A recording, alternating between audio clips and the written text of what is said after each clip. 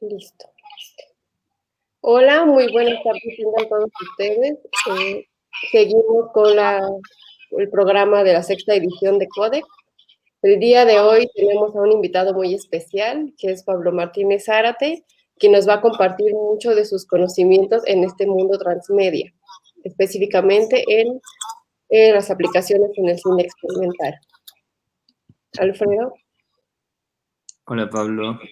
Bueno, pues para mí es un gusto porque sigo tu trabajo desde hace mucho tiempo y poder tenerte en el festival pues es muy bonito y poder conversar contigo. Y siempre es muy interesante poder escucharte. Eh, pues para empezar igual voy a leer una pequeña biografía tuya. Eh, eh, Pablo es artista multimedia, documentalista, investigador mexicano cuyo trabajo explora los cruces entre memoria, cuerpo y territorio desde la práctica documental y experimental en medios múltiples. Su trabajo ha sido expuesto individualmente en el Laboratorio de Arte Alameda, el Museo Nacional de Arte, la Casa del Hijo de Vicente, el Centro Cultural España en México, entre otros. Su trabajo fílmico se ha proyectado en más de 10 países, además de haber publicado novela, poesía y ensayo. Su libro más reciente se titula Los poderes de la imagen, ensayo sobre cuerpo y muerte en la cultura audiovisual. Su obra ha recibido reconocimientos en Brasil, India, Estados Unidos y México. Entre sus películas se encuentran Ciudad Merced, La Película, Tanta Luz y El Monopolio de la Memoria. Entre sus exploraciones multimedia se destacan los documentales web Santos Diableros, Momento MX, Disecciones sobre planos y el poema interactivo e instalación Poema Panorama. Su videoinstalación El cuerpo es un archivo, juego para 10 cámaras, forma parte del recorrido permanente del Museo M68 Ciudadanías en Movimiento. Cuenta con una maestría en arte digital por la Universidad de Edimburgo y un doctorado en comunicación en la Universidad Iberoamericana, donde es académico de tiempo completo, coordinador de la maestría en cine y responsable del Cuarto Oscuro.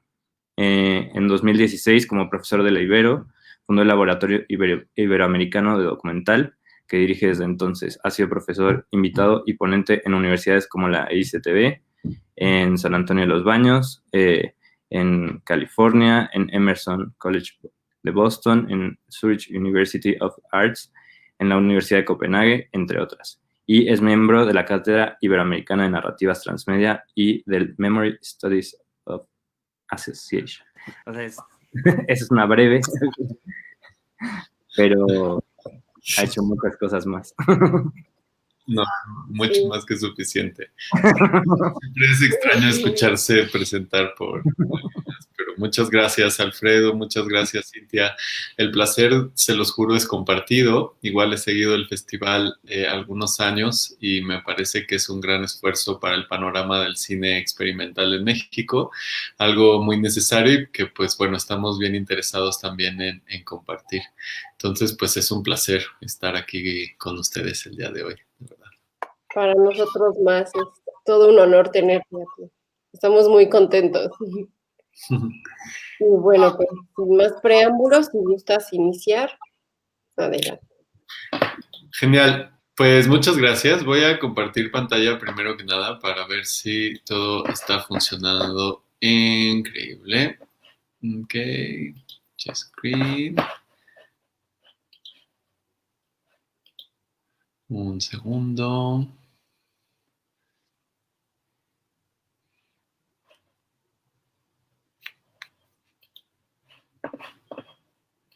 Permitir. Me parece que ya deberían estar viendo la pantalla, ¿cierto? Súper. Entonces voy a hacerlo un poquitín más grande. Veo que sí tiene como alguna... Perfecto.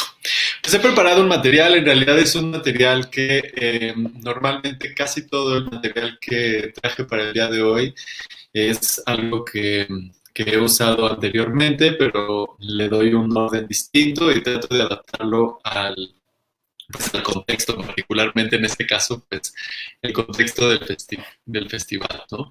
Me parece que, pues bueno, el festival se presta también para pensar, y esto lo platicábamos con Alfredo y con Cintia antes de estar acá, sobre el momento histórico en el que estamos. No es un momento cualquiera, digamos, no estamos teniendo esta conversación, no estoy dando esta charla en un año ordinario, y esto nos hace pensar también el impacto que va a tener este año en la práctica, o que ya ha tenido y tendrá también en los años subsecuentes en la práctica cinematográfica y artística en general, y bueno, más concretamente, el poder que puede tener el arte experimental o el cine experimental en trabajar con distintos aspectos de la realidad de manera crítica. Y en ese sentido, pues bueno, he tomado dos ejes en torno a los que quiero hablar el día de hoy, que son la crisis y la experimentación.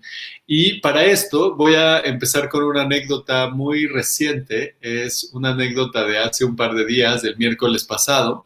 Ahorita estamos trabajando, bueno, ahorita en esta semana está el festival también de cine documental de Ámsterdam, y ahí tenemos un proyecto en el que Anne Hofschmidt me invitó a participar, que se llama Forensic Landscapes. Es un web documental, y un poco para lidiar con esta frustración de pues estar y no estar en el festival, ¿no? Porque aunque está uno en la selección y trata de seguir las actividades, en realidad pues uno está en México y tiene que seguir también las actividades en México. Una de las circunstancias de nuestra pandemia o nuestro existir pandémico, ¿no? Esta simultaneidad de tiempos y espacios con los que uno tiene que lidiar constantemente. Entonces, pues bueno, para lidiar con eso, en el caso específico, empecé como a tomar de distintos lugares, que son cuadernos, un manuscrito que está por entrar imprenta de un libro, entre pues distintos sitios de escritura que tengo, ideas, citas, sobre todo citas, digamos, ya de párrafos que había escrito más extensos, y los articulé como un manifiesto que le llamé Muerte a lo Real. Es un título que he estado trabajando en las últimas semanas para un taller que haré el año que entra, inicios del año que entra, igual para que estén al pendiente si les interesa.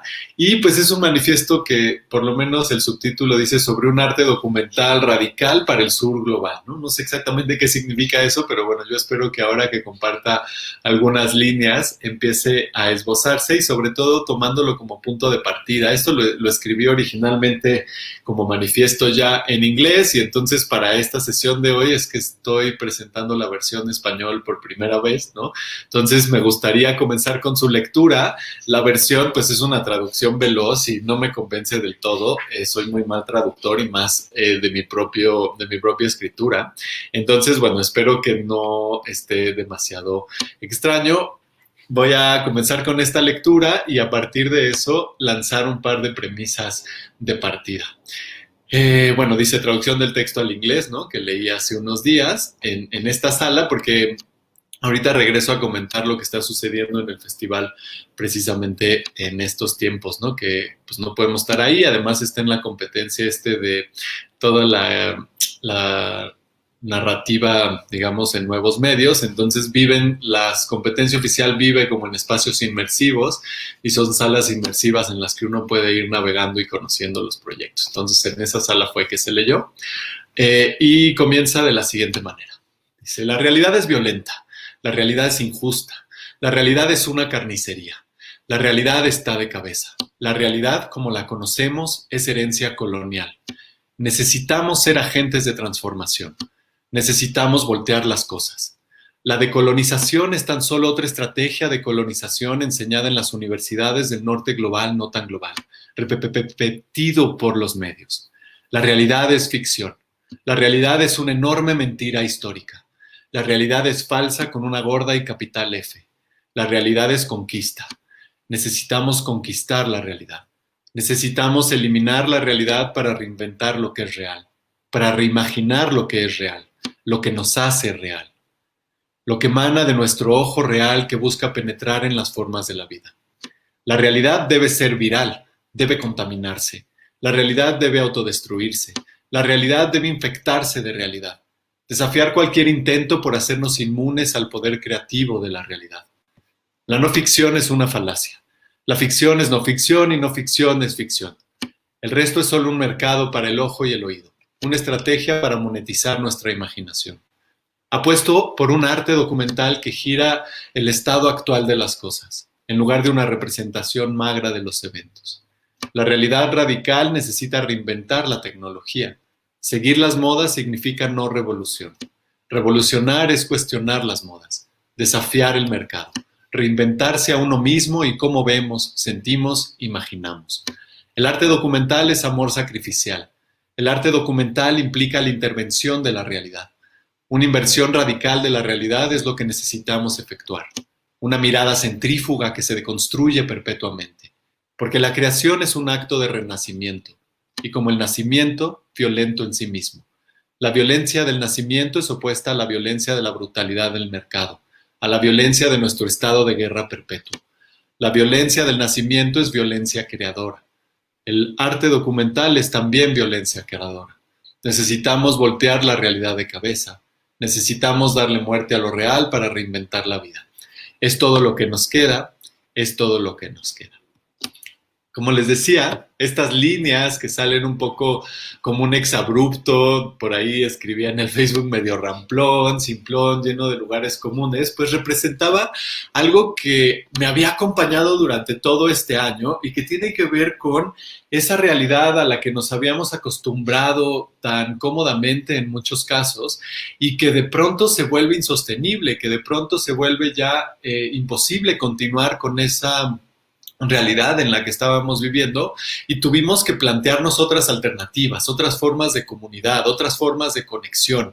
Y con esas formas de conexión, pues también venían grandes retos creativos, grandes retos a la expresión. Y me parece que ahí es donde estamos nosotros insertándonos como artistas, creadores audiovisuales en un escenario fascinante, ¿no? En un escenario muy estimulante, además de intimidante, por supuesto, porque, pues bueno, no sabemos bien hacia lo que vamos, no sabemos bien qué nos espera, pero tampoco podemos esperar a que llegue esto y nos golpee, ¿no? Y esto a mí me empezó a hacer pensar, sobre todo en los primeros 3, 4 meses de pandemia, donde pues no podíamos salir demasiado y teníamos que estar con nuestros propios fantasmas en nuestros espacios personales, a pensar en, ok, ¿cómo podemos desafiar lo que estamos pues acostumbrados a contar? La forma en la que estamos acostumbrados a contar la historia, ¿no? Y una de las primeras experiencias que lancé por ahí desde el Laboratorio Iberoamericano de Documental, que es donde trabajo, o el espacio que creé ahí dentro de la Universidad Iberoamericana,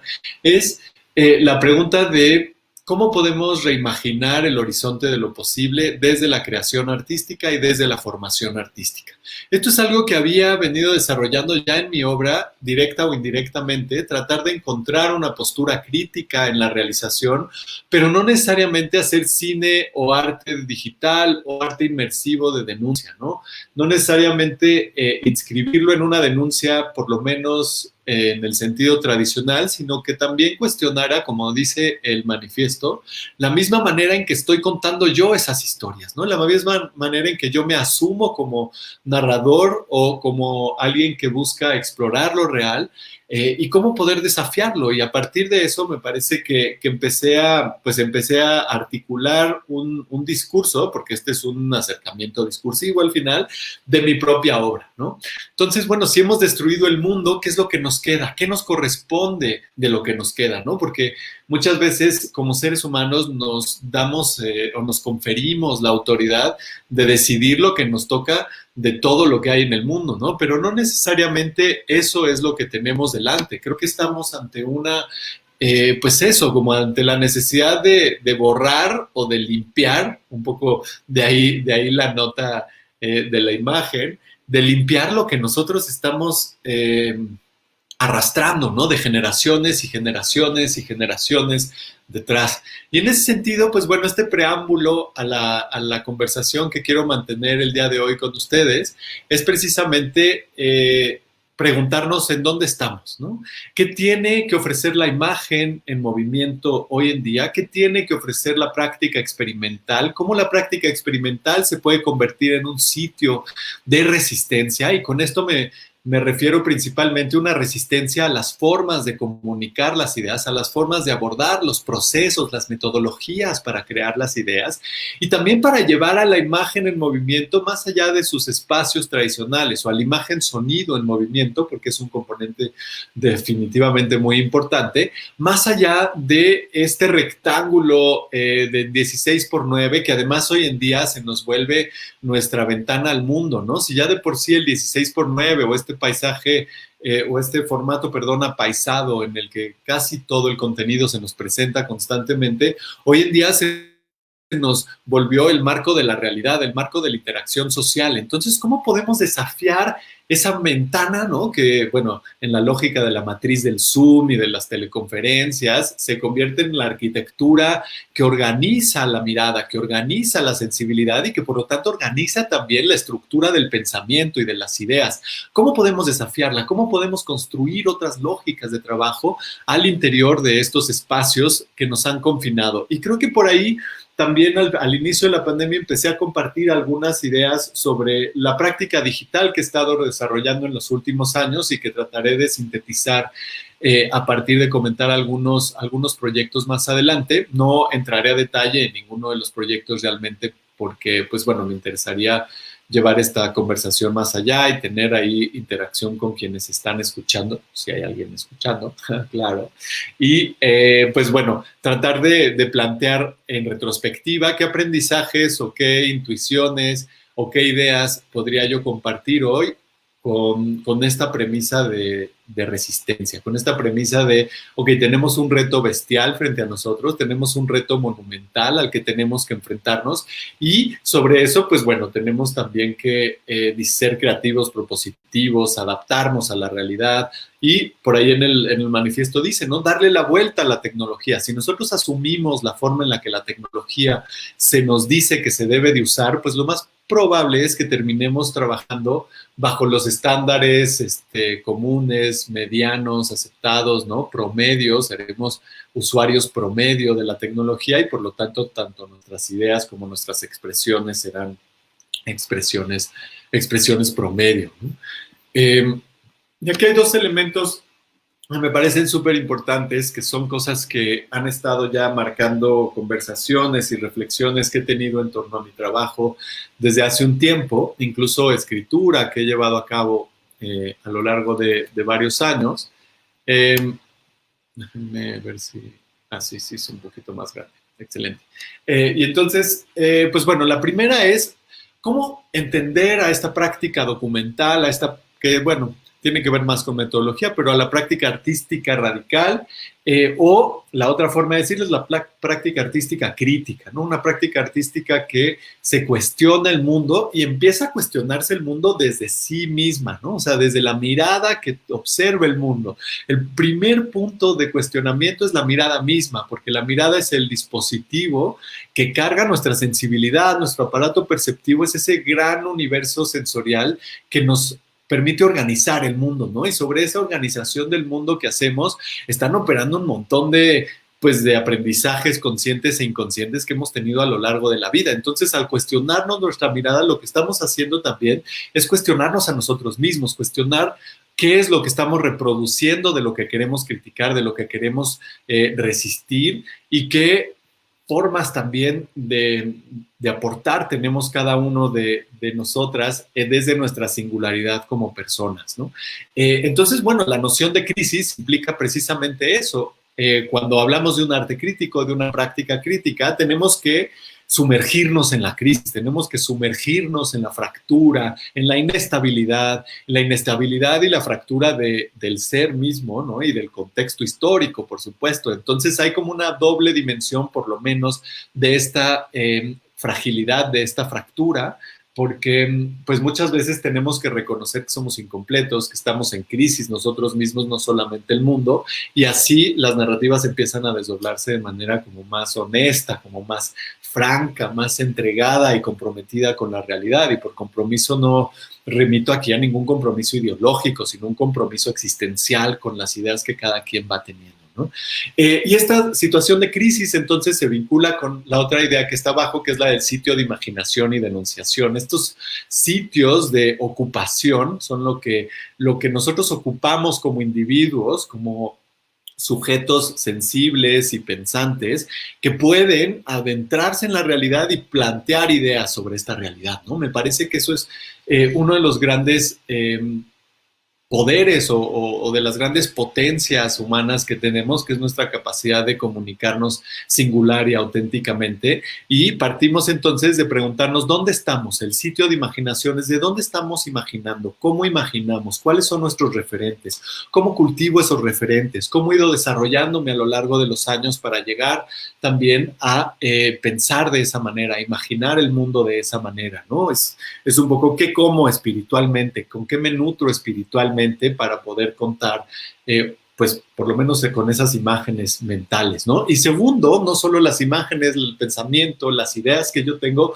sino la manera en que las transmito, la manera en que las comparto. Entonces el sitio de enunciación remite a esa toma de postura. Cada vez que yo estoy enunciando algo, estoy haciendo visible todo ese sitio de imaginación, estoy poniendo de manifiesto quién soy, cómo trabajo hacia adelante y qué es lo que me queda también al ser manifiesto, ¿no? Al ser una persona que se hace presente, que se transmite, que se transfiere al espacio común, al espacio compartido, a la percepción de la otra persona.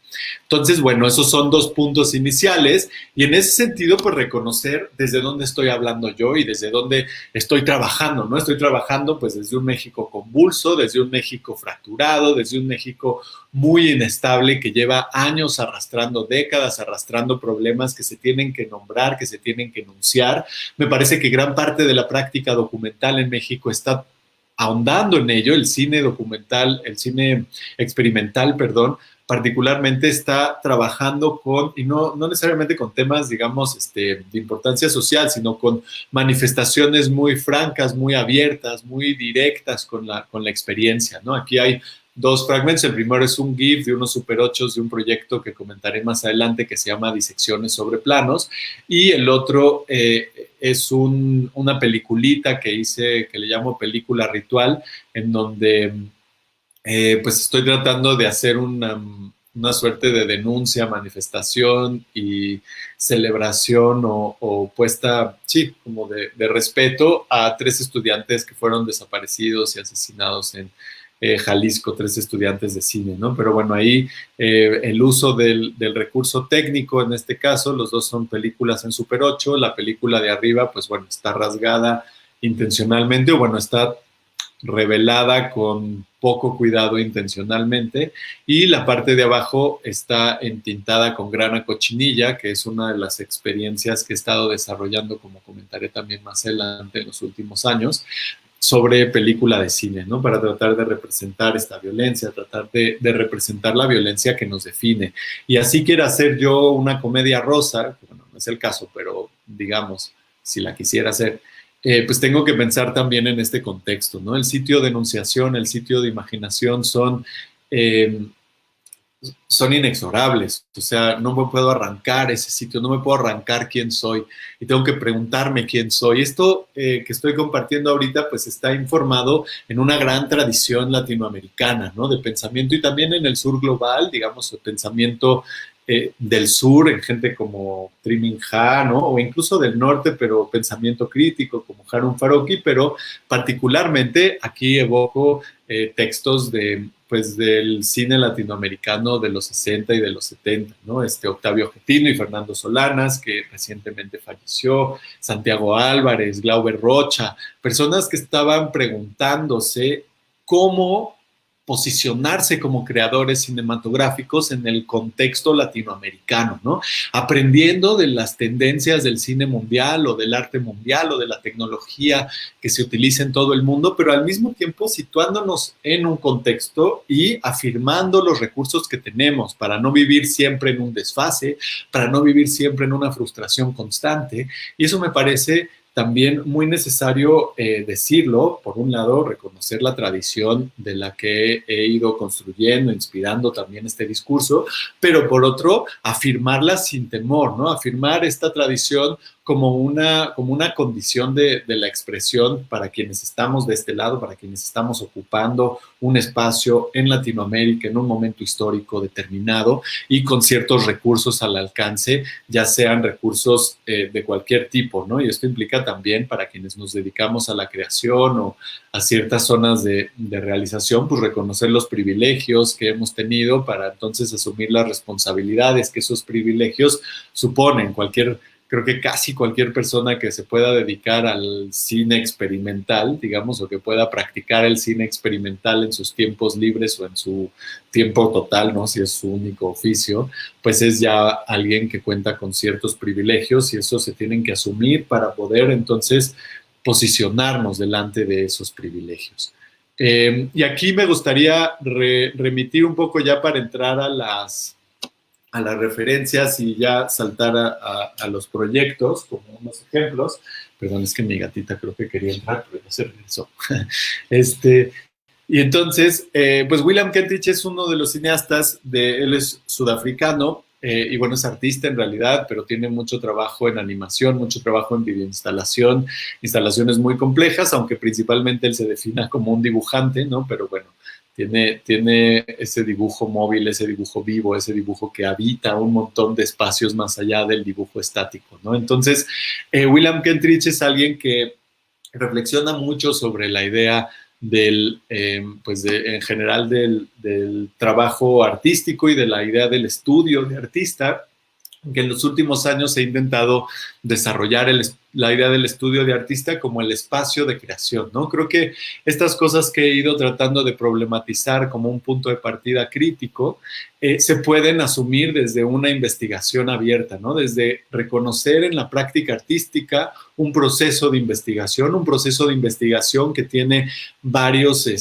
componentes, es decir, el componente técnico, el componente discursivo, con qué herramientas estoy trabajando, con qué también ideas o mensajes estoy lidiando, qué mensajes quiero compartir. Y en ese sentido, pues bueno, tratar de navegar los proyectos independientemente de su singularidad como productos, ¿no? Muchas veces quienes trabajamos en el cine se nos contagia constantemente esta idea de hacer nuestra película, ¿no? Nuestras obras consagradas como una suerte de realidad impoluta, como una suerte de realidad no contaminada. Y me parece que la noción de la investigación que atraviesa prácticamente todas las obras, ¿no? Importantes, menores, mayores, menores, las notas de las libretas y los largometrajes, como atravesadas por esta misma idea, es algo muy bonito. Y particularmente William Kentridge tiene un texto que, de todas maneras, todo esto que estoy compartiendo aquí al final lo pondré en una liga para que puedan entrar, es libre, es parte de un blog que tengo con todas las clases que doy y las masterclasses. ¿Cómo estás?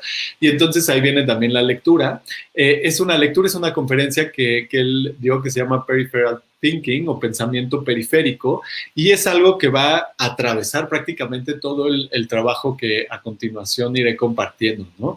Este trabajo, este pensamiento periférico, lo que articula es justamente cómo hay siempre ideas que están desperdigadas a nuestra práctica y que se van acompañando y se van presentando, ¿no? Y que muchas veces el desarrollo de los proyectos, la experimentación misma, es el transitar por esas periferias, es el transitar por esos márgenes de nuestros proyectos para ir nutriendo los proyectos con lo que aparentemente quizás no tenga mucho que ver, ¿no? Y él habla justamente de esas como intrusiones o intromisiones visuales que se cuelan en nuestros proyectos, ¿no? Y entonces creo que hoy en día más que nunca tenemos que estar abiertos a esa lógica de la periferia, a esa lógica de los márgenes, a esa lógica de lo no centralizado, de lo no central, sino de lo que puede ramificarse, de lo que puede bifurcarse, de lo que puede ser deriva, de lo que puede conectar con cuestiones que son insospechadas, ¿no? Entonces, bueno, Yo sí creo, y con esto ya voy pasando a las ideas, que todas las personas podemos generar ideas increíbles, ¿no? Y que lo que nos distingue un poco a unos de otros es la capacidad de llevar estas ideas a la realidad. Y en ese llevar las ideas a la realidad, pues están las dos dimensiones que ya compartía, que es la dimensión técnica de las herramientas, de los códigos, de los lenguajes que estamos usando, y la dimensión narrativa, que tiene que ver con el discurso, con las ideas, con los mensajes que estamos llevando, ¿no? Y la representación de este pensamiento periférico de Kentridge es un poco esto, o sea, siempre que tenemos una idea y la queremos llevar a la realidad, es una idea de corto, de largo, de videoinstalación, de pieza interactiva, inmersiva, digital, pues entonces empiezan a cruzar un montón de otras ideas y hay que saber transitar entre esas ideas. ¿Cómo? Pues mi recomendación siempre es trabajar con cuadernos, libretas, escritura, ¿no? Me parece que una práctica que se mantiene más allá del contexto histórico es la escritura, la sistematización y dialogar con uno mismo en los espacios íntimos de las libretas, que pueden ser libretas digitales o físicas, aunque según lo que neurólogos y científicos han confirmado, la escritura a mano detona una serie de conexiones neuronales que la escritura en computadora no.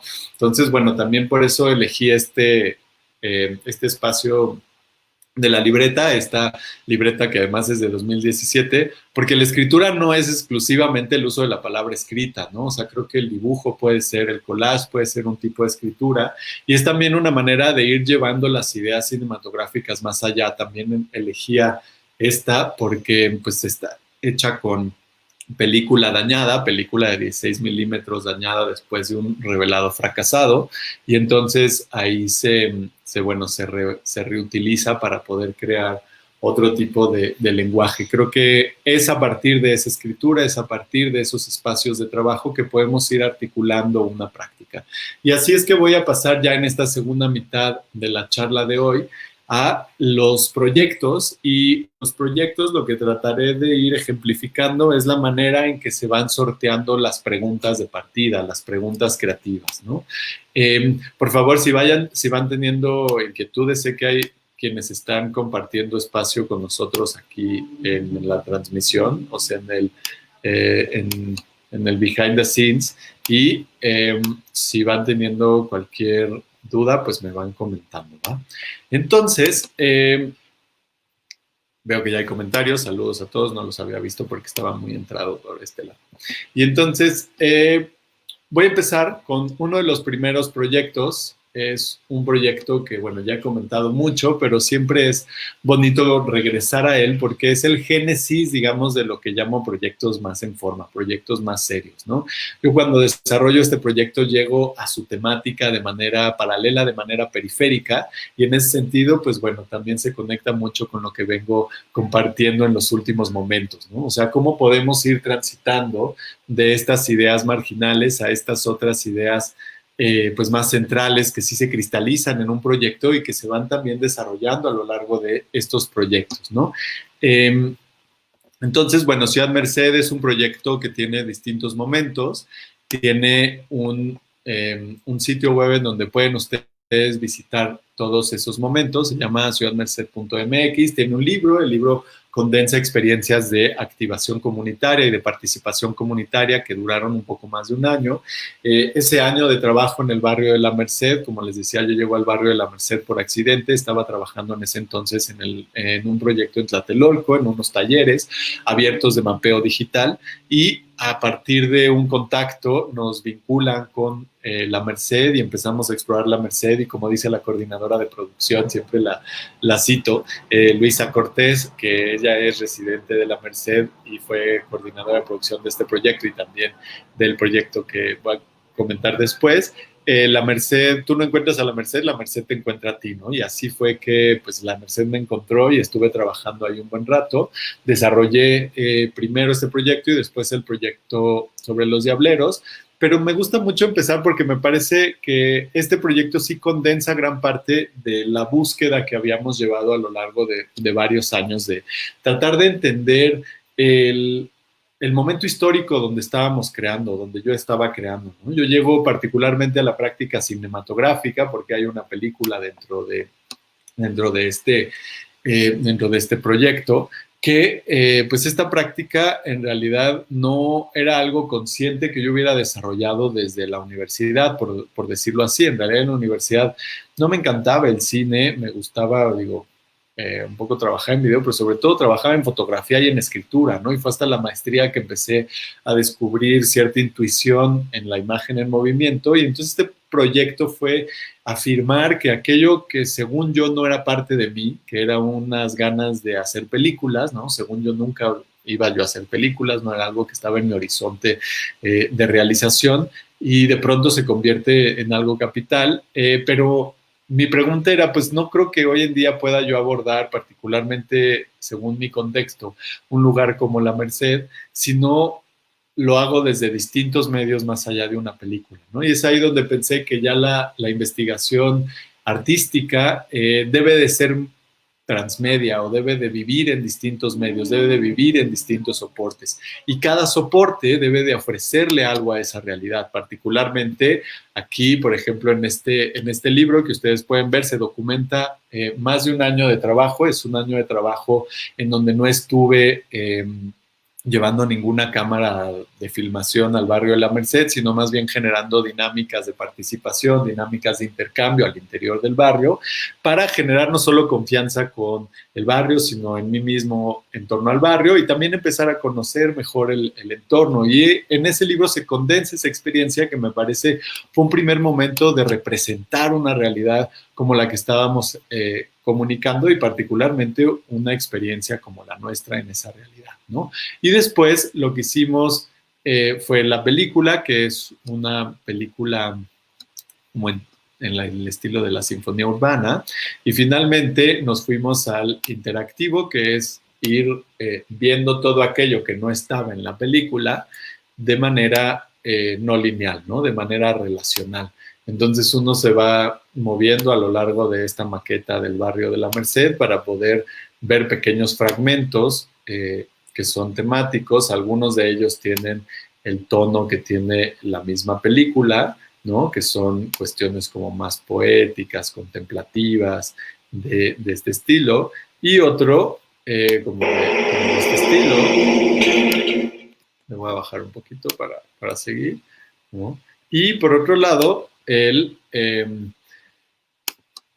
lo que no puede salir en la película, porque eso era fundamental para mi primera exploración con la narrativa digital, ¿no? Que es hacia lo que quiero también llevar algunas ideas de esta reflexión. Cada medio tiene de alguna manera su potencia expresiva, ¿no? Y en cada soporte nosotros podemos explorar distintos aspectos de una realidad. Y en este caso, pues bueno, este video creo que representa muy bien lo que no podía quedar en la película, pero muy bien podía aportarle algo incluso entretenido, divertido, algo de interés para quienes no están involucrados en la producción cinematográfica, particularmente este videíto de que es 1 minuto y medio o una cosa así, casi 2 minutos, son todas las claquetas del primer día, ¿no? Entonces, bueno, pues es justo lo que no se ve en una película, pero que se convierte en un motivo bastante lindo, bastante atractivo para ir navegando a lo largo de esto, ¿no? Igual hay otros espacios como el plano secuencia del mercado, que en la película está súper estetizado, y aquí hasta se escucha al fotógrafo preguntándome si es a la derecha o a la izquierda y que por dónde nos vamos, ¿no? La gente pidiéndonos perdón, en fin, como una lógica muy distinta de narración. Ahora bien, de este proyecto, cuando estábamos trabajando, pues empezaron a salir estas otras ideas de las que ya hablaba con este diagramita y con la cita de William Kentridge, y pues estaba la duda de cómo meterla en este proyecto. ¿Se puede meter, no se puede meter en este proyecto? Particularmente uno de ellos era en la comunidad de los diableros, que me creó cierta fascinación. Luisa Cortés también estaba muy interesada en que se documentaran a los diableros, que se trabajara su historia, porque era una historia muy representativa de la condición laboral del México contemporáneo, del olvido al campo, ¿no? Eso es algo que yo he reflexionado mucho desde esa experiencia. Y justamente pues decidimos que teníamos que hacer un proyecto aparte. Y eso es representativo también de la manera en que los proyectos van conectándose entre sí. Yo creo que es muy importante a veces darle cabida a ciertas ideas de un proyecto, pero también reconocer qué ideas de un proyecto pueden irse saliendo de ese proyecto, qué ideas pueden transitar o simplemente nutrir los proyectos, de alguna manera inspiran más ideas, y es un poco, creo, lo que dicen citas como esta famosísima de Picasso, que la inspiración me agarra trabajando, o cuestiones como la cita que a mí me gusta mucho de Brahms, ¿no? La inspiración sin oficio es como un junco agitado por el viento, un pasto que lo agita el viento, es decir, nada intrascendente, ¿no? Es realmente el oficio, el trabajo, donde las ideas se van alimentando a sí mismas y van creciendo. Por lo menos así ha sido en mi experiencia, y justamente lo que sucedió con el proyecto de Santos Diableros fue eso. Fue un proyecto muy sencillo que además se diseñó de esta manera, con una intención muy concreta, que era hacer un proyecto digital de narrativa inmersiva, de un web documental, o sea, un documental que vive en la web y que no sea lineal y que puedas ir viendo distintos módulos narrativos de manera no lineal, y que se pudiera además replicar fácilmente. Entonces, con este creamos un código de libre acceso, de libre uso, y sobre él la gente pues ya podía crear sus propios web documentales con fotografía, texto y audio como este, y dimos un par de talleres fuera después de este proyecto en lugares donde no tenían necesariamente acceso a computadoras y a procesamiento de video, para que con un celular fácilmente se pudiera hacer un documental interactivo. Aquí vamos escuchando, lo voy a poner pausa al audio, pero vamos escuchando un audio con las entrevistas y vamos viendo fotografías. Estas fotografías además fueron tomadas con una cámara análoga y un rollo muy particular, que es un Kodak Pro Image diseñado para retratos, ¿no? Y entonces se trabajó forzándolo 2 pasos para que tuviera un grano un poquito más marcado. En todo eso también confirma, y sobre todo en otros proyectos posteriores esto se confirmará todavía más, que digamos, la práctica digital o el mundo digital no excluye al mundo análogo, ¿no? Creo que uno de los intereses que he tratado de llevar a cabo es la conciliación de universos tecnológicos que, por lo menos según las leyes del mercado, son incompatibles, y que desde mi perspectiva pueden trabajar juntos, y no solo eso, pueden aportarse mutuamente componentes estéticos, narrativos bastante lindos, bastante hermosos, ¿no? Yo sí creo que aquí en la elección de la película y de trabajar con fotografía análoga le aporta algo a este proyecto que hicimos, ¿no? Es un proyecto muy, muy, muy sencillo, que es otra de las lógicas que me vincula con lo que estoy tratando de como compartir más que explicar desde un inicio, que es esta idea del pues de dónde estoy creando, ¿no? ¿Qué recursos tengo para crear? Entonces, pues digo, este proyecto se hizo entre pues muy pocas personas, ¿no? Prácticamente fuimos 3 personas que hicimos este proyecto con dinero que yo fui ahorrando de dar mis clases. Tampoco es que tenga yo mucho dinero, digamos, no importa que de pronto dé clases en universidades privadas, no es que la educación pague muy bien, y tratar de diseñar un proyecto que estética y narrativamente sea atractivo, sea sencillo de navegar también, pero que se adecue a los recursos que tenemos, ¿no? No tratar de construir un dispositivo súper aparatoso, sino algo más sencillo, depurado, que pudiera ir construyendo en esa dirección. Bien, voy a seguir con con un proyecto chiquito, que es un proyecto chiquito entre comillas, pero que para mí me dio mucha claridad sobre lo que se podía hacer con la investigación artística, y sobre todo cómo el pensamiento periférico, o este ir y venir un poco de manera no lineal por las ideas y por la creación, nos permite ir aterrizando, cristalizando algunos proyectos, ¿no? Entonces, bueno, Poema Panorama es un proyecto que surge de manera casual, de manera así como muy espontánea, en donde un día voy llegando a dar una clase en una universidad muy temprano por la mañana. El cielo estaba así de claro como lo ven en ese panorama en el Valle de México. Esto estaba en uno de los cerros a un costado del Valle de México. Tenía 5 o 10 minutos antes de mi clase y traía mi cámara ese día, entonces consigo subir a un edificio, tomo, creo que eran 6 o 8 fotografías. Toda la foto fija que hago en un 99% es con un 50 milímetros, entonces tiene esa distancia focal más o menos relativa a la proporción del ojo humano, y me le quedo viendo a la fotografía, ya el panorama que hice con esas fotos durante varios meses, ¿no? Y meses, días o semanas, perdón. Y entonces digo, ¿qué puedo hacer con esto? Y de pronto, investigaciones que había yo llevado durante mucho tiempo cristalizan y como que nutren esta narrativa digital, ¿no? Que era mi interés por la Ciudad de México y sus distintas representaciones en la pintura, en la literatura, etcétera. Y por otro lado, la forma en la que se habían contado las historias desde antes del cine hasta ese momento que era ya la narrativa digital. Entonces, de ahí el gesto del panorama, ¿no? Estos panoramas que, pues, de alguna manera son teatros también panoramas, los panorámicos que eran protocinematográficos y incluso y si pensamos en ellos en relación a la realidad virtual, ¿no? Ahorita llegaré a un par de ejemplos de realidad virtual, pues se convierte en algo que tiene mucha relación ahí en cuanto a la historia de la tecnología, ¿no? Y entonces de pronto dije, pues claro, lo que se tiene que hacer aquí es entrar al panorama, ¿no? Y entonces lo que uno hace es una suerte de navegación inmersiva por ese panorama en donde se van leyendo pequeños textos, hay toda una composición sonora que tiene un registro de campo y que se va también navegando de esta manera. Y pues bueno, se convierte en esa forma ya muy sencilla también, muy, muy directa de trabajar con intereses que yo venía llevando a cabo durante varios años y pues de manera súper espontánea, ¿no? Así casi que una ocurrencia es como este proyecto vio la luz, pero que sería imposible si no hubiera llevado yo mis libretas, si no hubiera tenido yo este interés previo, ¿no? Entonces así es un poco cómo se va tejiendo los proyectos de manera casual, de manera azarosa. Es otro entendimiento también de una imagen en movimiento, ¿no?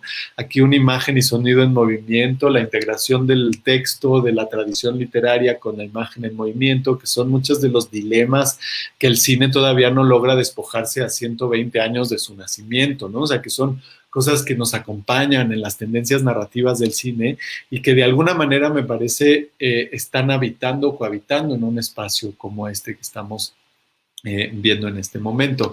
Un elemento importante de esto es que se montó en un museo también para que la gente por medio de un sensor pudiera mover las manos y tratar de navegar, ¿no? Era como una pulserita y pues bueno, era importante que el cuerpo también tuviera otro espacio, porque creo que la pandemia nos ha confirmado justamente que pues habitar la pantalla es muy cansado, es desgastante incluso físicamente, los ojos se resecan, ¿no? O sea, desde las cuestiones tan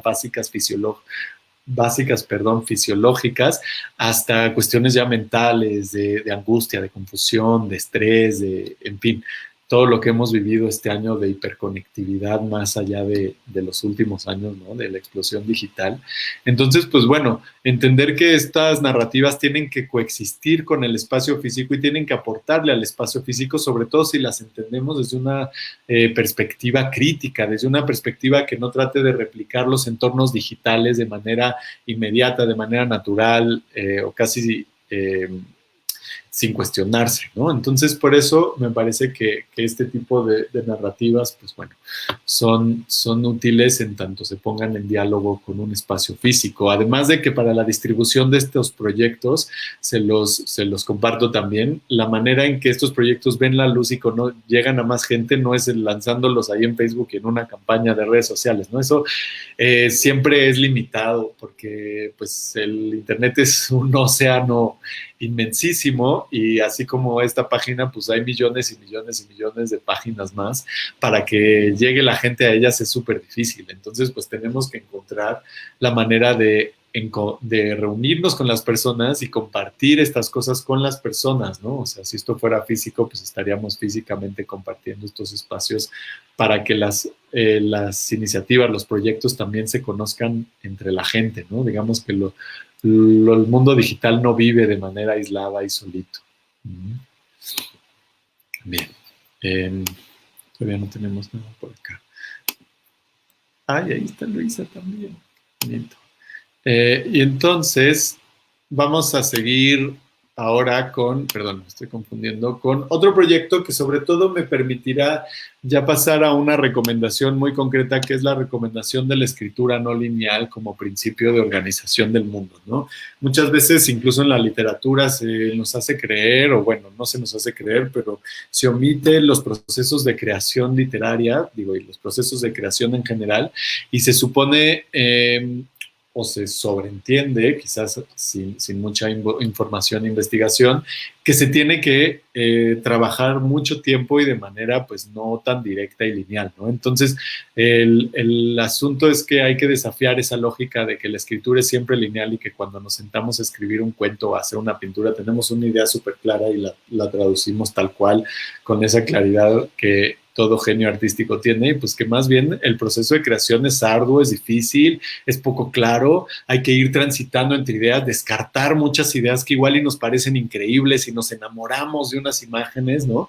De pronto entramos en proyectos de colaboración y la colaboración siempre implica mayor reto, y particularmente en este caso que fue una comisión, pues bueno, así sucedió, ¿no? O sea, la colaboración amplió las posibilidades del proyecto, al mismo tiempo la condujo a un resultado que quizás no era el inicial en cuanto a principios narrativos, pero que tiene una salida bastante robusta precisamente por esa visión colectiva, por ese compartir en conjunto y demás, ¿no? Entonces, bueno, aquí simplemente para enseñarles cómo se escribe de manera no lineal, por decirlo de alguna manera, es que entramos a un espacio compartido. En realidad estos son 2 pilotos, ya no se hizo esta serie, son 2 capítulos de 13 que iban a ser, y este capítulo es de editoriales independientes, este es de música electrónica, digo, está un poquito lento porque estoy también transmitiendo ahorita, ¿no?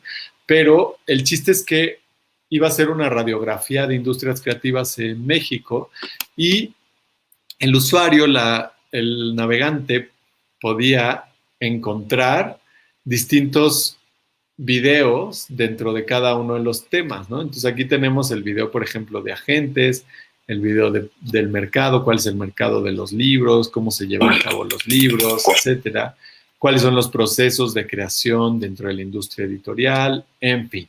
Y de la misma manera, en este caso, por ejemplo, la idea de la música experimental tenía esa organización de agentes, de mercado, de procesos, ¿no?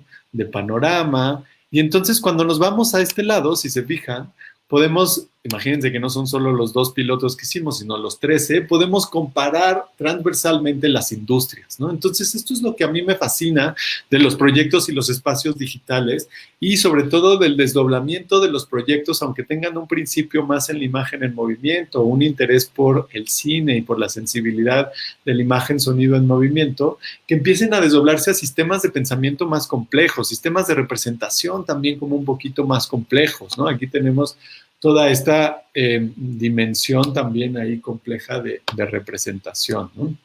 Entonces podemos ver los procesos en editorial y en música, o los productos, y estar comparando cómo artistas gestores, creadores en distintas disciplinas van resolviendo sus procesos, ¿no? Me parece que eso está como muy claro en cuanto a la manera de escribir como un proceso no lineal, y que nos permite construir sistemas más complejos de pensamiento y de representación o de narración de lo real, ¿no? Regresando a ese manifiesto de la realidad.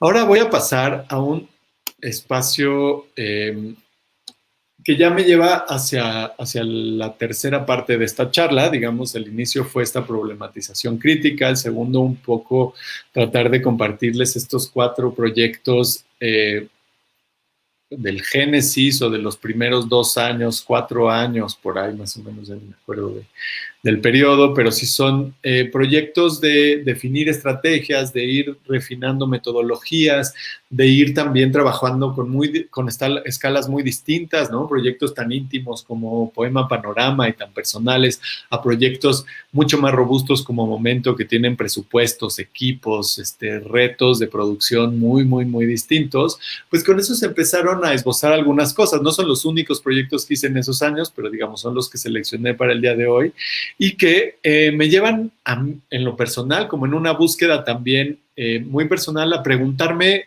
más profundamente por el tipo de narrativas que se podían crear en un mundo como el nuestro, ¿no? Y con esto ya voy conectando entonces al momento histórico en el que estamos hoy, cómo podemos conectarnos también con la responsabilidad que tenemos como creadores, y otra vez responsabilidad en el sentido más amplio y neutral, no apelando a ninguna noción concreta de responsabilidad, sino a la capacidad que tenemos como personas pensantes y que tienen capacidad de tomar decisiones también, de relacionarse con las consecuencias de esas decisiones, ¿no?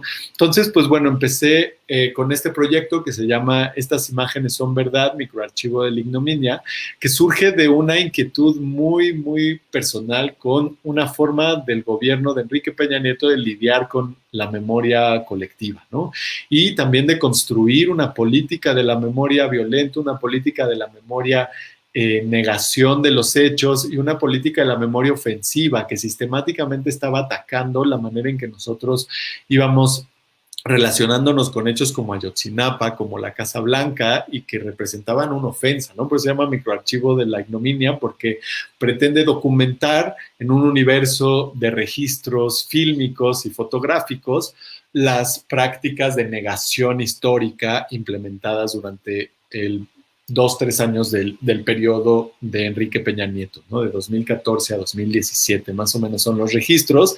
Y entonces surge, como digo, de algo muy personal, como creo que muchos proyectos surgen, y de una inconformidad personal que se empieza a traducir a estrategias creativas para lidiar con ella, casi de manera terapéutica, ¿no? Digo, ya no soporto la manera en que se nos está mintiendo, y entonces empiezo a documentar las mentiras, y entonces las empiezo a documentar en película, de distintos formatos, en 8, en 16, en 35 y en 120 milímetros, ¿no? Y lo que trataba de hacer yo con esos materiales era precisamente generar una materialidad de esa verdad que se pretendió ocultar, ¿no? Tratarle de dar un lugar físico a lo que se pretendía borrar. La metodología concreta que seguí fue registrar, bueno, primero identificar los momentos como la conferencia de prensa de Murillo Karam de la verdad histórica, como el video de la Casa Blanca de la Gaviota, en fin, como momentos clave donde había acontecimientos que eran citados muy importantes. Aquí tenemos a uno de los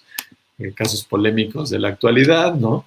Nuestro, bueno, que era el secretario de la Defensa, Cienfuegos. Entonces, bueno, el caso es que empecé a registrar estos espacios con la intención precisamente de generar un universo documental, ¿no? Pero no se podía agotar ahí un poco el trabajo, y empecé a generar intervenciones al material de Super 8, y el toque final fue lo que ya les comentaba del uso de grana cochinilla para representar la violencia, ¿no?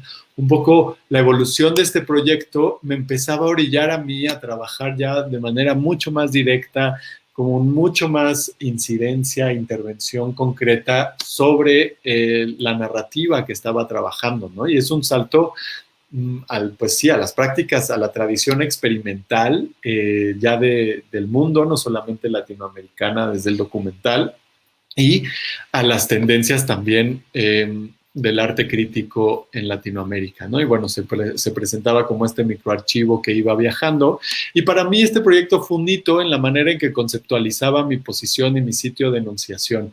Fue un entendimiento de la noción de materia y pues de espacio de trabajo narrativo y estético, ¿no? O sea, cómo trabajo en general con la mayor parte de los dispositivos de creación que tengo yo al alcance.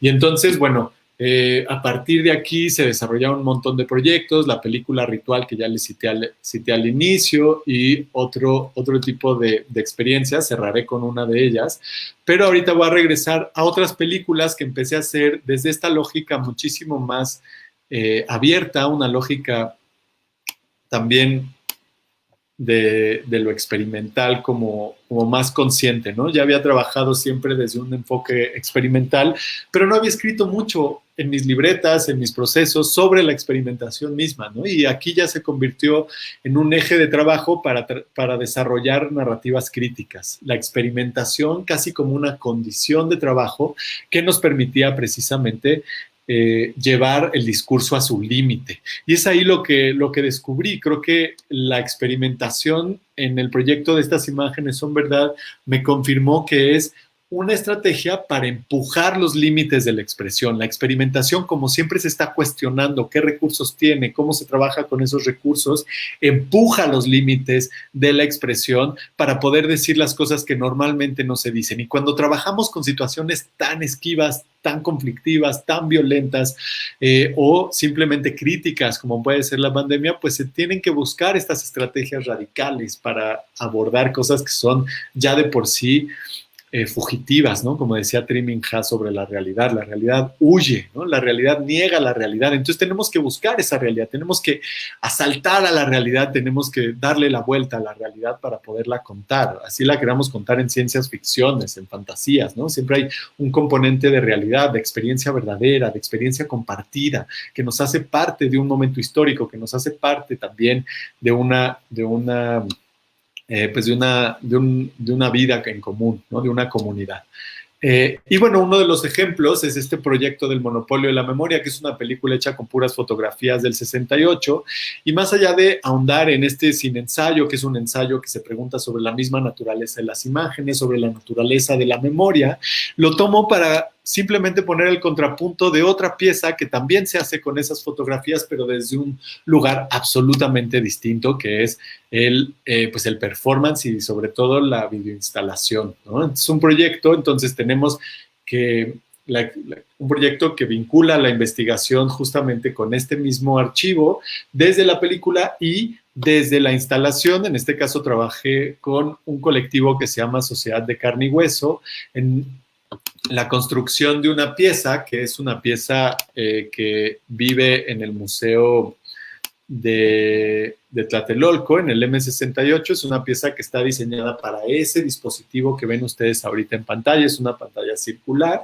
pero que, bueno, al mismo tiempo se confirma como una pieza que puede ir más allá de la pantalla. Entonces, la última aplicación que hice de esa pieza fue traer esa pieza a un video en realidad virtual o inmersivo. La pieza se llama El cuerpo es un archivo, juego para 10 cámaras, y lo que consistió en realidad es poner 61 de las 1300 fotografías con las que hice la película o hicimos la película en una caja para que un grupo, ¿no?, se fuera acercando a la caja, este grupo Sociedad de Carne y Hueso de Danza Buto, y fuera sacando las fotos una a una, mostrándoselas a sus compañeras y compañero, a la cámara misma, y entonces generar una reacción con el cuerpo de esas fotos, ¿no? Y entonces lo que podemos ver nosotros aquí es justamente las reacciones en distintos soportes de estos cuerpos, de estas sensibilidades a la materia histórica.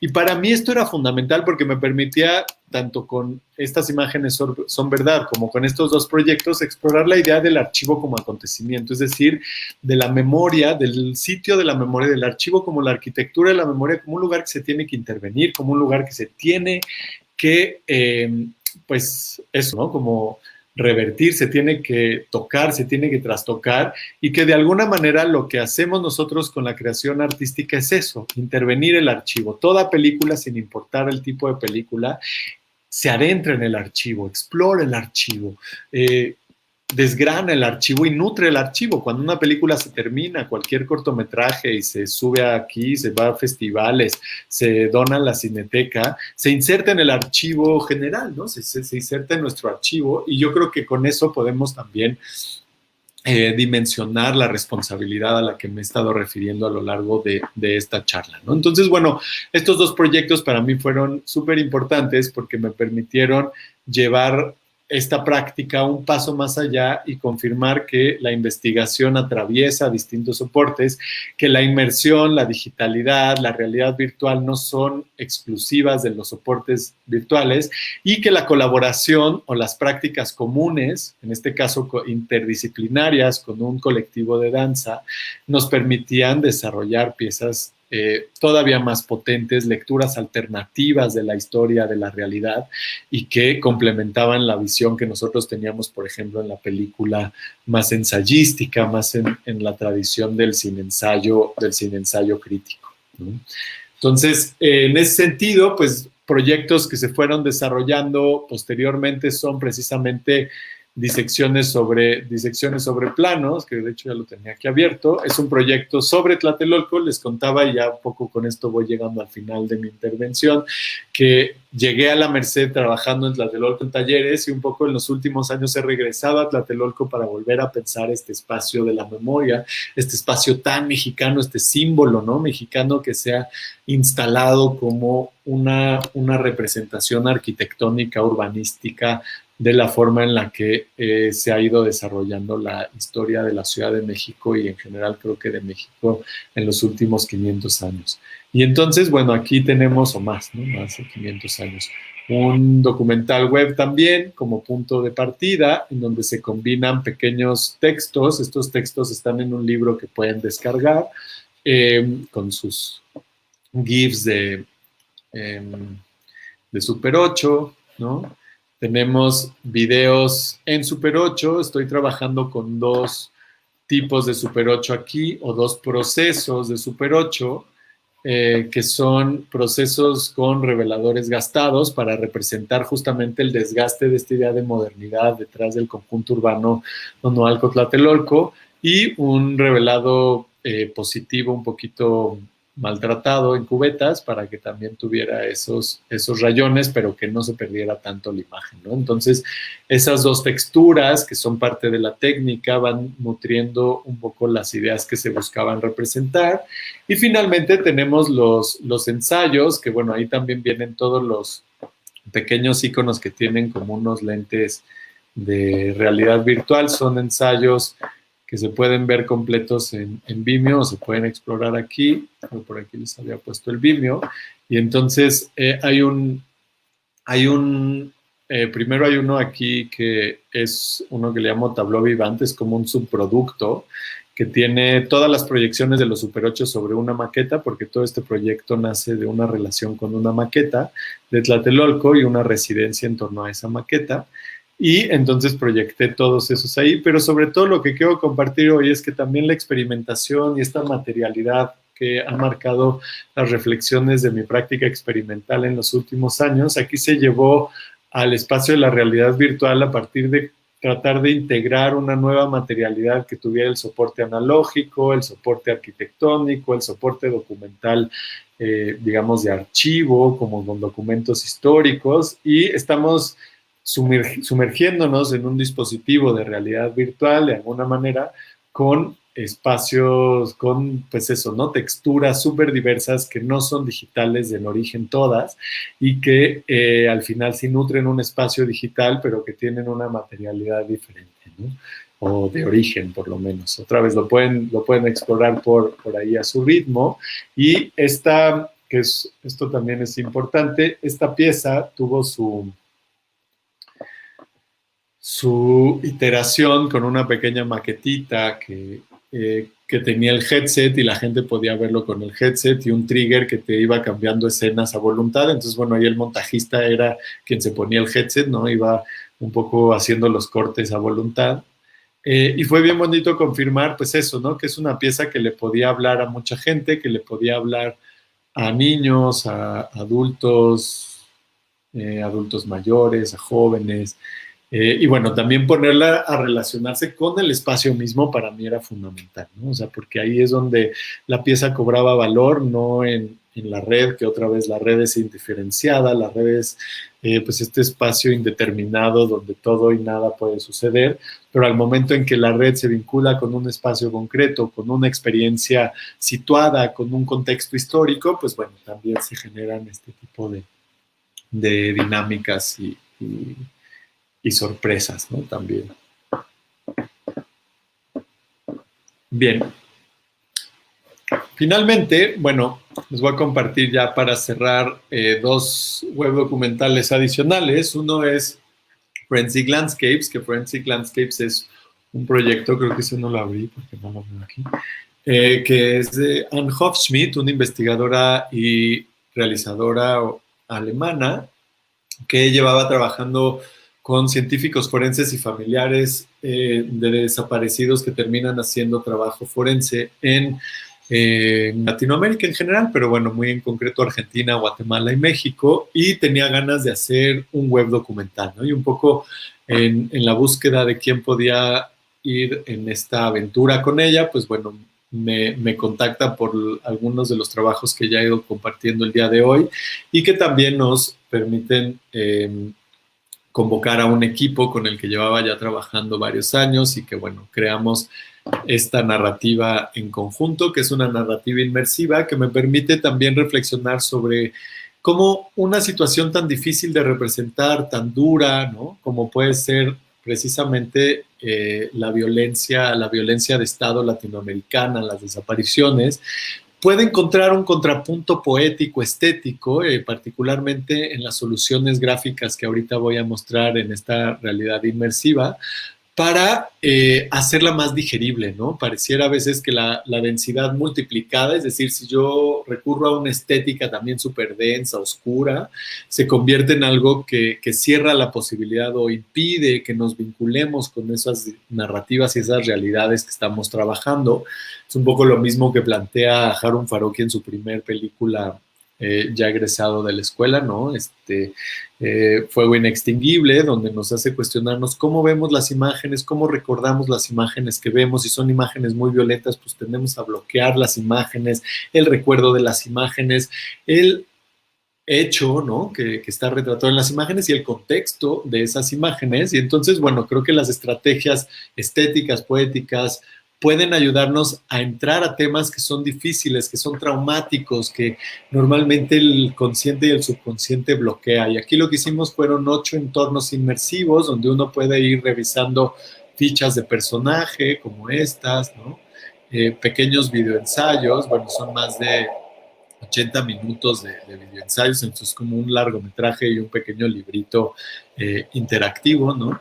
Y entonces vamos saltando entre distintos escenarios que van combinando estos espacios imaginarios con elementos reales, donde también hay una sensación de inmersión gracias al sonido y que se convierte en otra prueba muy significativa en mi trayectoria personal, en el equipo en general y creo que también en la narrativa web latinoamericana, por lo menos, de pues eso, ¿no? De un proyecto colaborativo, de muchos años de investigación de Anne, que solo gracias a la colaboración, al compromiso y a la noción de la investigación artística, porque llevamos un montón de notas de trabajo, se puede aterrizar y se puede llegar a resultados tan complejos como esto.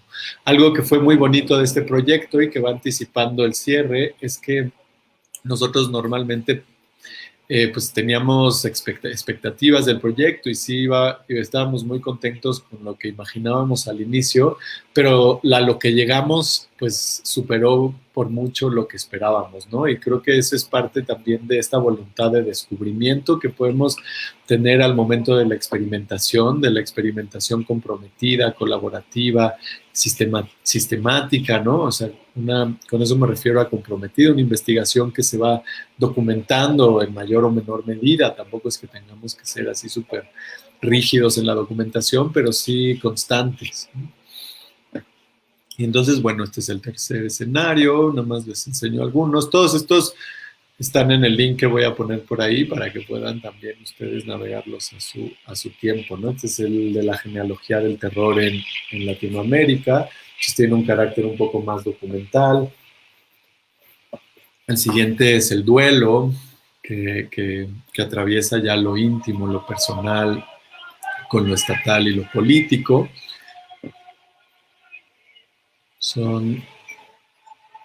Luego viene el espacio ministerial o estatal, un ministerio latinoamericano, no es espacio del terror institucional, de alguna manera. Finalmente, los últimos dos son la normalidad, esa normalidad aciaga, atroz, sórdida, que por desgracia ya hicimos norma, y las estrategias poéticas que documenta el caso de un artista argentino que recurre al arte para lidiar con la desaparición, ¿no? Entonces, bueno, son ejemplos, me parece, de los recursos poéticos para lidiar con temas políticos de mucha violencia, de mucha dificultad, de mucha densidad, y que la estética o los recursos estéticos, la investigación también sensible nos puede dar salidas para hacerlos más digeribles y que estos mensajes lleguen a mayor gente. El último, que además es muy pertinente por lo que está sucediendo ahorita en Cuba, con el movimiento San Isidro, a partir de la detención de un músico hace unas semanas, varios artistas del movimiento San Isidro en La Habana empezaron a manifestarse, o bueno, en San Isidro, y ahora están, de hecho, fueron detenidos ayer. Y entonces, bueno, decidimos esta semana liberar este proyecto que se acompaña también de un documental que pueden ver aquí. Es un proyecto llevado a cabo por Aura. Les recomiendo que sigan a Aura, liderado por Isabel Gil y, bueno, un equipo increíble. Y bueno, me invitan a participar también en esto. Aquí pueden ver la película. Y lo que hicimos con el interactivo, pues es un archivo relacional de arte, de prácticas artísticas en Cuba, donde a partir de distintas temáticas, que son censura, contexto, formación, mercado y obra, se pueden ir explorando aspectos y sobre todo pequeños fragmentitos de la realidad cubana, ¿no? Entonces aquí vamos escuchando artistas, hablarnos de sus procesos o de la relación que han tenido con el Estado, ¿no? Y de esa manera, pues bueno, vamos entendiendo también un poquito más, cada quien a su ritmo, a sus intereses, el contexto histórico de la práctica artística en Cuba, ¿no? Y finalmente, pues bueno, les decía que llego a la idea del Códex Cochinilla, que es esta investigación abierta, en donde he estado desarrollando distintas piezas, más allá de las piezas que representaban la violencia con el uso de cochinilla. Yo al momento de trabajar estas imágenes son verdad, me encuentro que la grana cochinilla me tiene mucho que ofrecer estéticamente y entonces supero ese objetivo narrativo que tenía un inicio, que me parece que es un poco lo que quiero dejar como reflexión final en esta charla, como una premisa de origen puede superarse a sí misma y llevarnos a otra experiencia, a otra aventura que nosotros no anticipábamos, que nosotros no esperábamos, pero que nos hace incluso descubrir cosas de nosotros mismos, ¿no? Esta es una experiencia que ya tuvo su exposición, en donde, bueno, hay muchos elementos que son película de cine, fotografía análoga, material de archivo que está siendo intervenido con distintas diluciones de grana cochinilla, y que, pues bueno, a mí me ha llevado a adentrarme en un trabajo mucho más plástico, que ahora está incluso teniendo derivados hacia otros lugares, ¿no? Me parece que la voluntad periférica, la voluntad de descubrimiento, en un contexto crítico como el que nos encontramos hoy en día, es súper necesaria. Hoy en día el trabajo abierto, el trabajo de investigación, el trabajo colaborativo, me parece que es uno de los grandes retos que tenemos delante de nosotros. En los últimos meses hemos tenido varias experiencias significativas porque, pues bueno, es una sensación, me parece, compartida. Entonces empezamos a compartir estas inquietudes entre varias personas, particularmente al principio con Elena Pardo y con una serie de actores del cine experimental en México y en Latinoamérica. Se empezaron a crear ya plataformas un poquito más grupales, relacionales, de la práctica alternativa, ¿no? De los otros cines experimentales, expandidos, transmedia, que están tratando de hacer visible esta práctica y que me parece tenemos mucho que aportar en cuanto a las estrategias de creación que tenemos, ¿no? Las estrategias de creación que tenemos que normalmente parten de recursos más económicos, de sistemas de producción más modestos, y que hoy en día, ante la pandemia, ante las circunstancias de creación que tenemos para el año que entra, me parece que es el tipo de modelos de producción que tenemos que ir desarrollando, ¿no? Me parece que por ahí podemos ir trabajando de distintas maneras. Y pues bueno, esta es una invitación también a unirse. Tenemos aquí un catálogo a quienes practican el cine experimental y ya cierro con una invitación a que puedan vincularse con estos trabajos, que puedan vincularse también con la manera de, pues bueno, de visibilizar colectivamente, que es a partir de crear un catálogo compartido, abierto para interesados de hacer la investigación, programación, producción sobre, pues bueno, cine experimental. Se está tardando un poquito en cargar. Y vi un par de preguntas de hace 10 minutos que no había visto.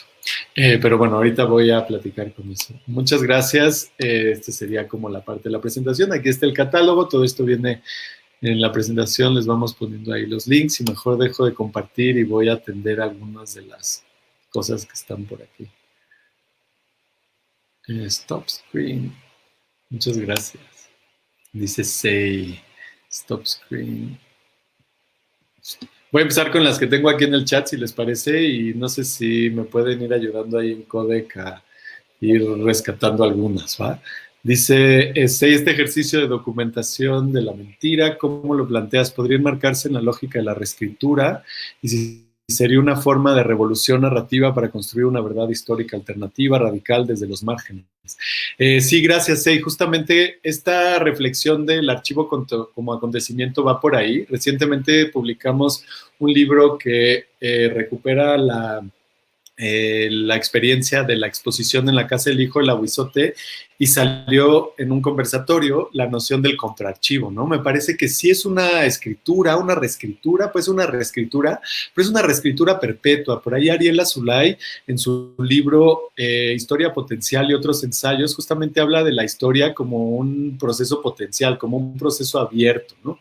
Entonces me parece que podríamos entender a este tipo de intervenciones de la memoria como procesos de reescritura perpetua, como una reescritura potencial siempre, o una escritura siempre en potencia, ¿no? Y bueno, sí creo que podemos nosotros construir, y eso también lo crea Ariel Azoulay, espacios alternativos, ¿no? Espacios alternativos de representación. Gracias, Jorge. Y no sé si por ahí alguien, gracias también Isael, Mau, a quienes están poniendo comentarios en el Facebook. Y bueno, quedo atento si alguien quiere comentar algo en estos últimos minutos. Gracias de nuevo por soportarme esta hora y cachito. No, gracias a ti. No sé si la gente que está por aquí con nosotros tiene alguna pregunta. Sí, fue una plática bastante interesante, estamos muy contentos, ¿eh? Y creo que, por lo menos en lo personal, que tienes toda la razón del mundo, ¿no? Tenemos que adaptarnos a estas nuevas tecnologías, tenemos que explorar, crear, buscar, ¿no? Que muchas veces nos quedamos como tú mencionas, ¿no? Como en la idea, pero no exploramos la periferia que tú mencionas, ¿no? Y que creo que es muy importante para poder enriquecer tanto nuestros trabajos como el de los demás, ¿no? También como al hablarlo, al hacer algo más participativo, interactivo, es una lectura totalmente diferente, ¿no? Como romper con todo lo que te enseñan en la escuela, ¿no? Del cine es esto, o el cine experimental es esto, y creo que a estas alturas ya ni siquiera es eso, es todo, ¿no? Es hasta donde tu imaginación te deje.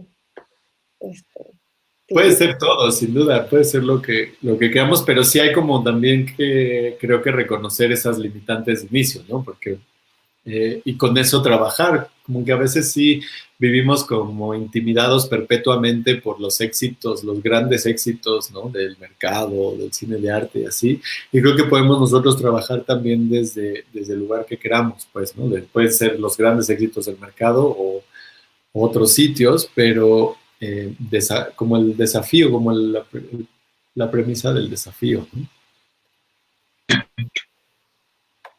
Sí, justamente. Tiene mucho con también lo que pone Jorge ahorita de la autoetnografía. Es interesante, la verdad, no soy un realizador, estoy más bien en la parte de, perdón, no, estoy en la parte de divulgación y creo que, ¿sí? ¿Está bien? Estoy en la parte de, divulgación y me parece importante sino para la cuestión del cineclub, cuando menos atender un poquito el entorno, ¿no? Que en mi caso ha sido desdeñado, no por mí, sino por una cuestión institucional, pero está ahí exactamente, ¿no? Esos trabajos que tú haces también están presentes en imágenes también aquí en el entorno de Sonora, ¿no? Por ejemplo, en la última parte donde hablabas de estas personas, de búsqueda de restos, bueno, ahorita en el caso del sur de Sonora está patente el caso de las buscadoras, ¿no? Claro. Me parece que es una temática que no podemos cerrarle los ojos, cuando menos los que estamos metidos en esta parte de la divulgación del cineclub, ¿no? Podríamos hacer algún proyecto que retome esos elementos, bueno, estaríamos dándole un interés muy, muy particular a nuestra actividad, ¿no? Claro, Adolfo, muchas gracias. La verdad, coincido con que la experiencia del cineclubismo en general y la historia del cineclubismo como espacio de reflexión en torno al cine es fundamental en México y en el mundo. Y sin duda en México pues tiene una tradición muy fuerte y hoy en día hay que encontrar esas formas alternativas, porque creo que se relaciona mucho con esto que comentaba de que los proyectos digitales necesitan una activación física también, ¿no? O sea, como que el espacio de compartencia en torno a la creación es como el lugar donde la creación se pone en perspectiva, donde nuevas ideas surgen, y me parece que el cineclub como un territorio de, pues eso, ¿no? De reflexión, de resistencia, etcétera, es uno de los sitios más importantes que hay que defender. Bien, ok, gracias. Y sí podemos trabajar por ahí también. Y coincido nada más, creo que también lo que ponen por ahí en Facebook Jorge Lorenzo es muy resonante con lo que he intentado compartir el día de hoy, la noción de la autoetnografía y un poco como revisar nuestra propia experiencia, ¿no? Y tratar de replantear siempre estos sitios desde donde estamos explorando la realidad. Es una de las modalidades de continuar con la investigación artística, no conformarnos con estos sitios de creación, de experimentación, de investigación desde donde estamos trabajando nosotros, ¿no? Y la autoetnografía, como cualquier etnografía, pues justo recurre a estos diarios, a la escritura, al ir dialogando con uno mismo para ver cómo vamos, dónde estamos, de dónde venimos, qué miedos tenemos, ¿no? También la escritura en los diarios tiene mucho que ver con la propia fragilidad, no solamente con la construcción de una imagen así total del arte o del artista, sino más bien con lo que nos falta, lo que nos limita, lo que nos duele. Una segunda pregunta ya, todos tus trabajos están en Vimeo, por lo que veo, ¿no? ¿Hay algún código para entrar? ¿Están libres? Casi todos están libres y muchos de los trabajos interactivos también están libres.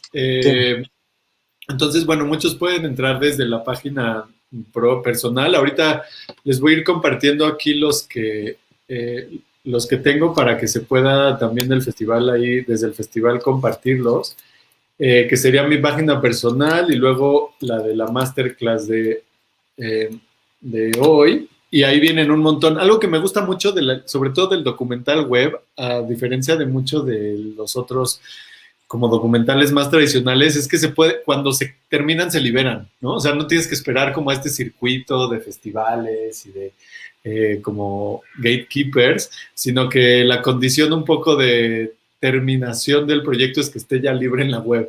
Y eso es algo que me encanta, la verdad. Pero bueno, sí, ahorita compartimos a Adolfo los links, ¿sí? Ok, muy amable. Radio. Sí, yo creo que algo como muy interesante también de lo que dices es algo que hablábamos sobre el montaje, ¿no? Como el montaje, cómo funciona el montaje en esto. Y me vinieron como varias cosas como de cómo funciona el tiempo, ¿no?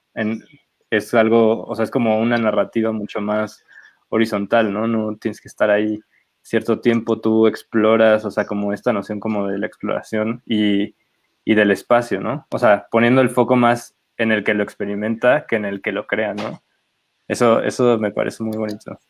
Sí, porque es también soltar un poco el poder sobre la obra, ¿no? Al final. Creo que eso es algo bastante padre, porque le da poder a la escucha o a la audiencia. Creo que, es algo que está en el cine también, ¿no? Por ahí está el texto imprescindible de Tomás Gutiérrez Alea, que se llama La dialéctica del espectador, en donde el realizador cubano aboga por un espectador activo, propositivo, inteligente, por supuesto, ¿no? O sea, como que entender que la audiencia es igual o más inteligente que uno y que completa la obra. O sea, la obra no se completa en la cancha del autor, sino se completa en la cancha de quien la mira y la comparte y la reflexiona, ¿no? Entonces, creo que por ahí está padre también esto que dices, porque es otra forma de trabajar, ¿no?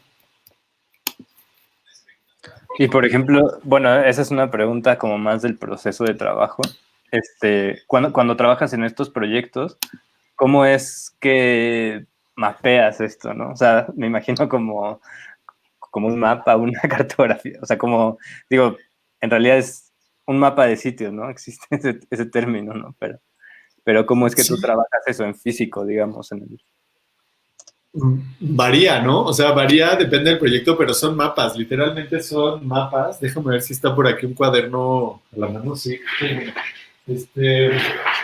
O sea, como cosas así que van surgiendo. Por ejemplo, este es un proyecto que estoy haciendo ahorita para una exposición sobre O'Gorman, y entonces, en teoría, es una composición inmersiva, más o menos con la misma tecnología de Forensic Landscapes, y la composición se ve más o menos como así, ¿no? Como un primer dibujo, y entonces tienes un montón de dispositivos cuando son museográficos, o grandes mapas también pues sí, de temáticas, ¿no? O sea, creo que como de esta manera, a veces no son en los cuadernos, ahorita aquí en el estudio, por ejemplo, ahí hay, pues eso, rotafolios, y entonces hacerlo en grande y empezar a trabajar así. Me parece que cada proyecto va planteando sus propios retos, y algo muy padre de la investigación artística es que la metodología está viva también, o de cualquier investigación, yo diría, ¿no? La metodología está viva y se va adaptando a la temática de cada uno de los proyectos. Entonces yo creo que también por ahí está muy padre pensarlo. Pues muchas gracias. No sé si hay alguna otra pregunta o alguna otra cosa por ahí. Gracias también a ustedes. Gracias, bueno, a quienes escuchan, a quienes ponen comentarios que puedo leer ahora. Muchas gracias a ti por tu tiempo y por compartir tus conocimientos que pues son muy valiosos, ¿no? Muchísimas gracias. No, pues gracias. Vale decir que en el link de la sesión de hoy, pues es sobre todo de la masterclass y lo que estuve compartiendo, eso es un post de un blog que tengo de todas mis clases, y por ejemplo ahí viene una clase, sobre todo les recomendaría ver la clase de realización documental de la licenciatura, porque es un blog nuevo y estoy migrando de otro que tenía con todas mis clases de todos los años, pero en ese particularmente vienen lecturas, películas, vienen documentos de trabajo, ¿no? Que hoy no abrí tanto, pero que están libres y descargables, no necesitan contraseña, todo está ahí, esperando a ser censurado por la nueva ley de derechos de autor, pero pues mientras no, vamos a seguir compartiendo hasta el final, ¿no? Sí, pues nosotros estamos muy, muy contentos, ¿no? De escucharte, y ha sido muy nutritiva toda esta información, tenerte aquí. Qué bueno que Adolfo se pudo integrar también con nosotros para hacer esto un poquito más interactivo, ¿no? Tienes muchísimos comentarios de gracias, Pablo, excelente trabajo. Ay, gracias. Un corazoncito. Yo nunca sé hacer el corazoncito, pero algo así. Una papa como Peña Nieto. Pues gracias. No, pues gracias a ustedes, y sigan adelante con el trabajo del festival. Me parece que algo está padrísimo tanto en la programación, pero algo que vi mucho esta edición es la red que se está tejiendo de actores a nivel Latinoamérica. Eso está increíble, me emociona muchísimo. Y pues bueno, también ahí está el chat de Cines Mutantes, que es cinesmutantes.com. Y bueno, el catálogo es cinesmutantes.com/catálogo, para que puedan también ir explorando las obras que ya se subieron y quienes quieran subir sus propias obras, ¿no? El chiste es que sea autogestivo, grupal, colaborativo. Claro, justamente eso, ¿no? Resaltar lo colaborativo entre todos, ¿no? Para que esto siga creciendo y siga siendo cada vez más grande y todos podamos Hay que hacer algo. contagiarnos, ¿no? De eso, ¿no? De Contagiarnos unos con otros y que el cine salga hasta por todos lados. Bueno, pues Muchas gracias. Pablo, estoy muy contento contigo y a los que nos están viendo, muchas gracias por escucharnos, por estar al pendiente y les recordamos que siguen las actividades de CODEC.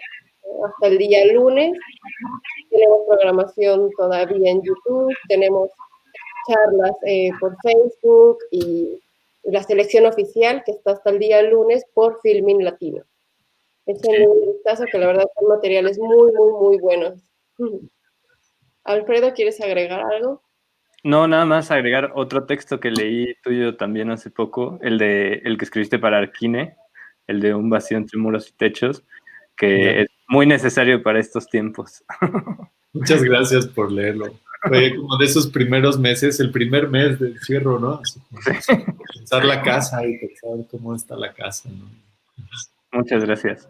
Gracias a ti y a todos, todas, de verdad. Muchas gracias. Cuídense mucho. Bye. Ok, gracias. Bye.